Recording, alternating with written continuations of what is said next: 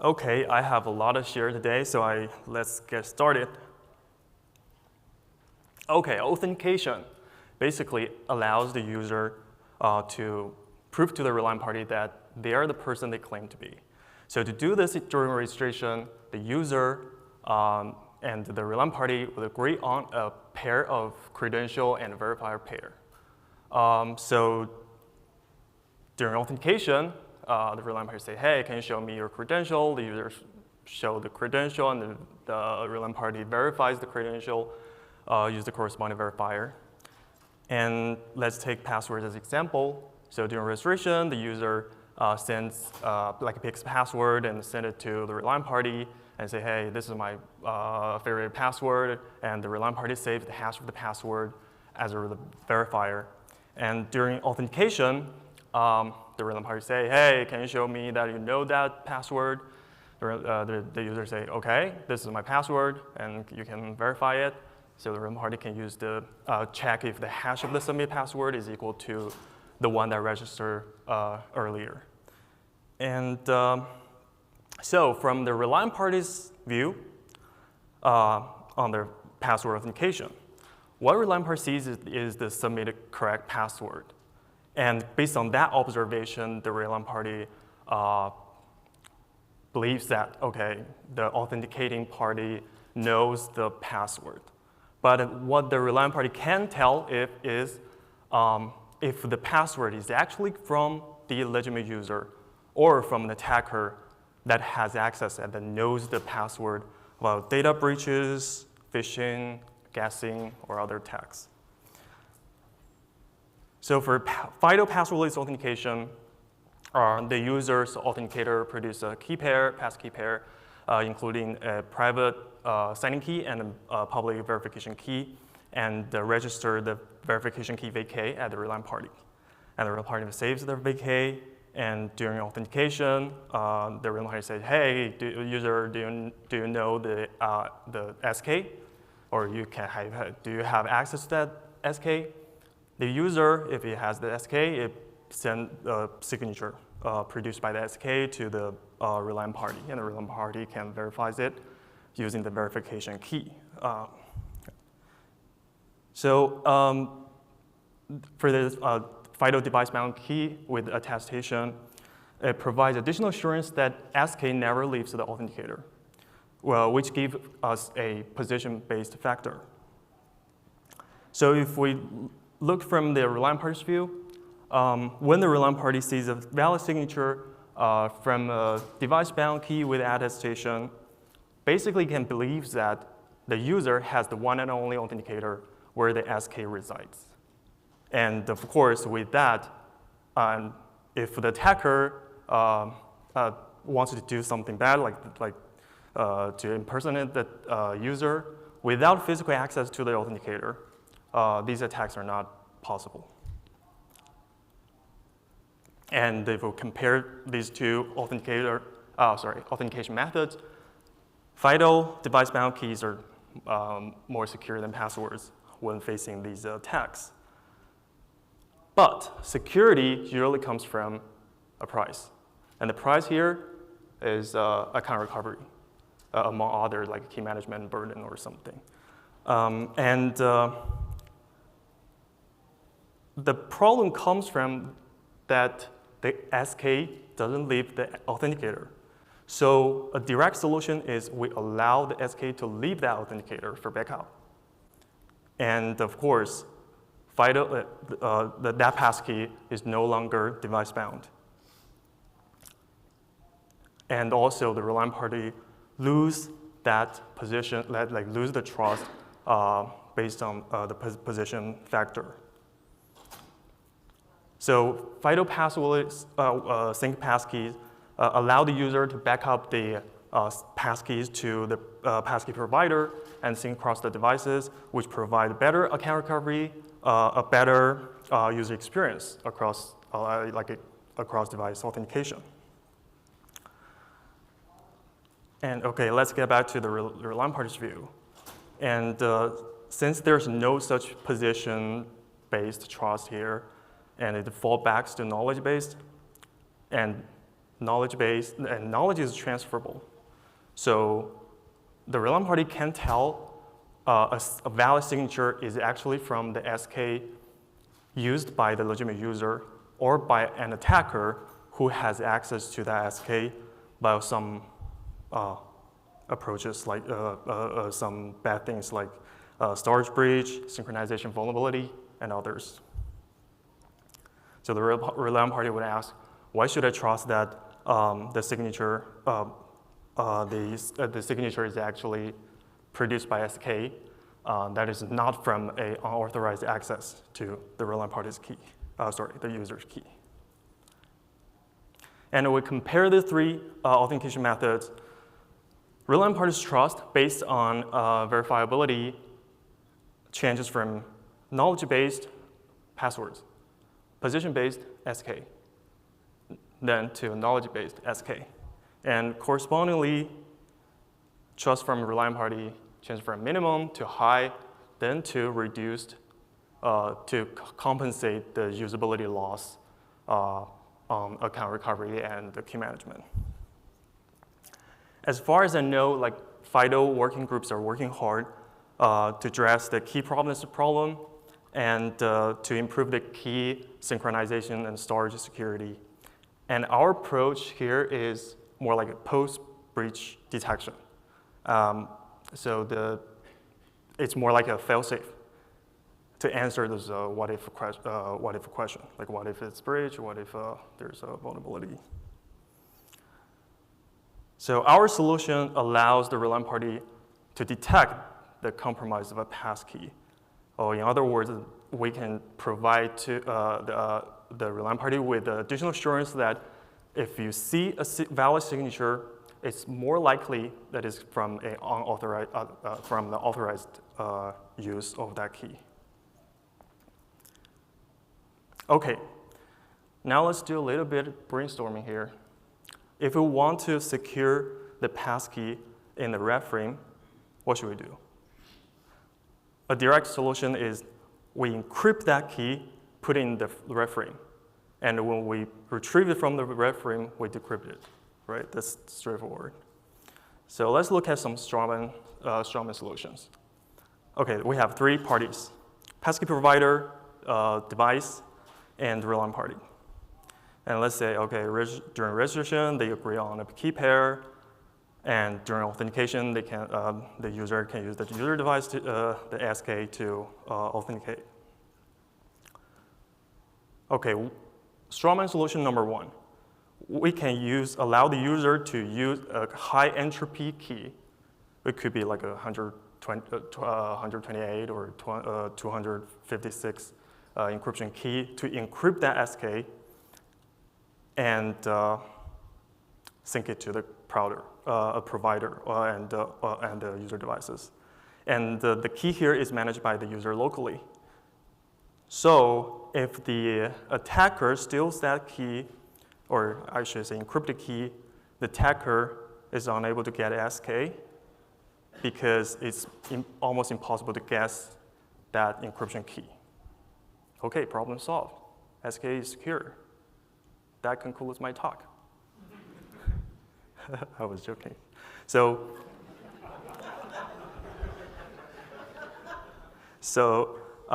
there's problems. So Strawman solution number one, reintroduce the key recovery problem. What if the encryption key is lost? Then there's no way for the user to decrypt that and get that SK. So to address that problem, we have Strawman solution number two. What if we use low entropy but recoverable, memorable secret to encrypt that key? Like we can use memorable pins or last several digits for your credit card numbers or bank account numbers to encrypt that key and sync it to the provider and sync it back to devices and do authentication. The problem is that if the attacker steals that encrypted key, it can try to guess that low entropy secret to decrypt that encrypted SK and to get the SK. So if is there another, like a given Strawman solution number one, number two, Seems we have to pick side, either security or recoverability. Is there another option? So let's talk about like a high-level defense strategy. So in traditional defense strategy, defenders are expected to eliminate all the vulnerabilities. And one defender's mistake would would make the entire system useless. So security is hard. Can we flip the script? Yes, we can. We can adopt deception-based defense strategy. In this strategy, we set up traps and decoys, and we lure the attacker to step on one of them. And one attacker mistake will expose the attacks. So how we set up the decoys traps in our solution? Okay, let's take a look at the same settings we've seen before. So your device and the relying party agreed on a key pair, and the user can encrypt the SK with the memorable and recoverable low entropy secret, like 1, 2, 3, 5. Okay, we renamed the SK a little bit for clarity because decrypting the encrypted passkey with 1, 2, 3, 5 would give you SK1235. We call it SK1235, which is the valid SK. And then we have additional step. We set up a decoy secret. We can set up a number of decoy secrets, but for this example, we have only one. And the decoy secret is 0358, and we use it to decrypt that encrypted passkey. And we're going to get another passkey, like a different passkey, which is SK0358. And we derive the corresponding verification key and send it to relying party and say to relying party like, hey, here's a decoy verification key. Please save it. And if you see a valid signature that can be verified by that decoy verification key, that probably means that my encrypted passkey is already compromised. So from a high-level view, current FIDO authentication divides the passkey space into two subspaces. One is valid and one is invalid. And usually in the valid space, there's only one key. But in our solution, we divide the spaces into three subspaces: valid, decoy, and invalid. And one user secret corresponds to one passkey pair. So like real to real, invalid to invalid, valid to valid. Okay, let's get back to our example. And after we set up the decoy user secret and decoy verification key, the user can just use the passkey as usual, like sync it to the provider, sync it to the devices, do authentication. Okay, if the attacker steals the encrypted key and tries to guess that user secret to decrypt that the encrypted SK, what the attacker would do is, like, for example, try from 0000 to 9999, or in other orders. For example, if it tries an invalid user secret, which is not a real secret or not decoy secret, like an 0203, then the resulting SK 0203 will be rejected by relying party because it's not real or decoy. But if the attacker gets lucky and try the correct user secret 1235, then it can correctly decrypt that key and gets the valid SK and can use it to log into the account. And if the attacker make a mistake and try the 0358, which is our decoy user secret, the resulting SK0358 would produce a signature which can be verified by relying party's decoy verification key. Then the relying party could notify user that, okay, the passkey, your passkey probably get compromised. And the signature produced by the decoy signing key, SK0358, could serve as a proof of detection. Okay, let's see some numbers. So for the first one, the attacker who attempts to log into your account with a compromised passkey, like based on our analysis, it triggers a detection with a probability larger than 95%, with 32 decoy keys deployed. And if the passkey compromise doesn't happen, it's almost impossible for a false detection, false alarm attacker to trigger a false detection. And the minimum requirements on the user secret is only 5 bits. So basically means that you can use one number, like case-insensitive number, or a number, or 2 random digit PIN. And in our example, we use like 4-digit PIN as in our example, but there's other possibilities that can be used for the user secret. It could be passwords, passphrases, and the security input methods are important to improve the usability and to lower the false input likelihood.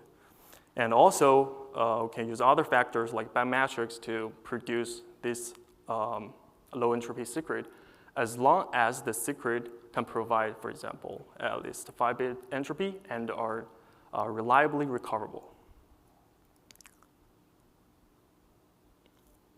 Okay, to summarize about our solution is compatible with the current passkey implementations because the decoy setup and the detection is basically independent of the passkey syncing or storage protocols.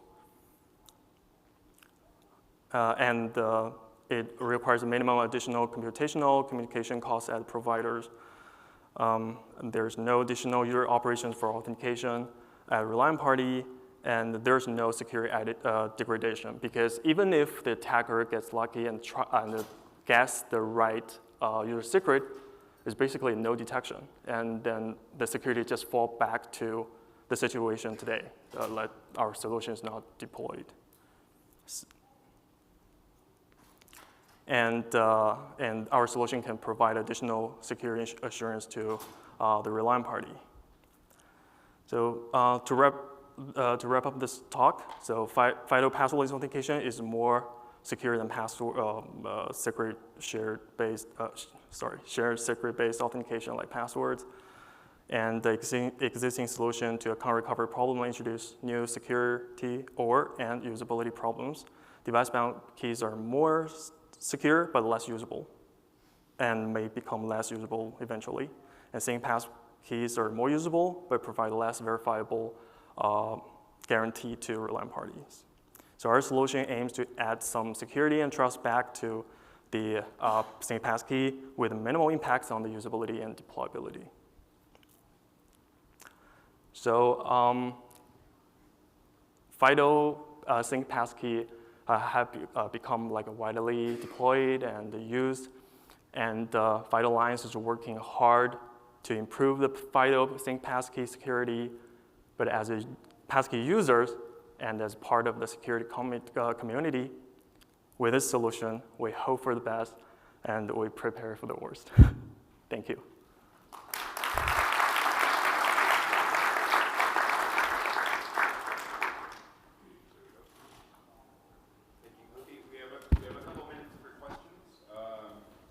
Folks have any? There we go. Mic's working. Hi.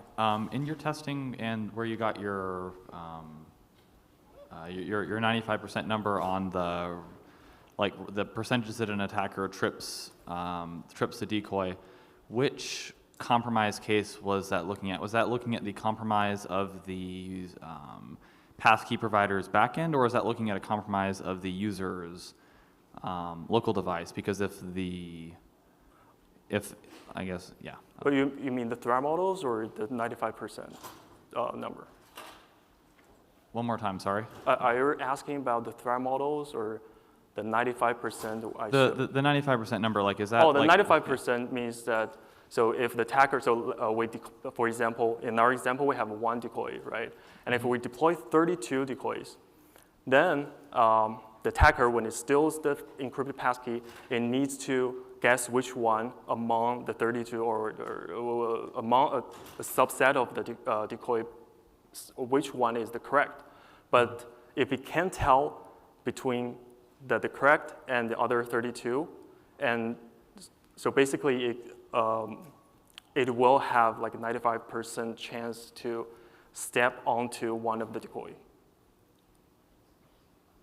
Okay, yeah, thank you. Yeah, does that answer your question? For the most part, yeah.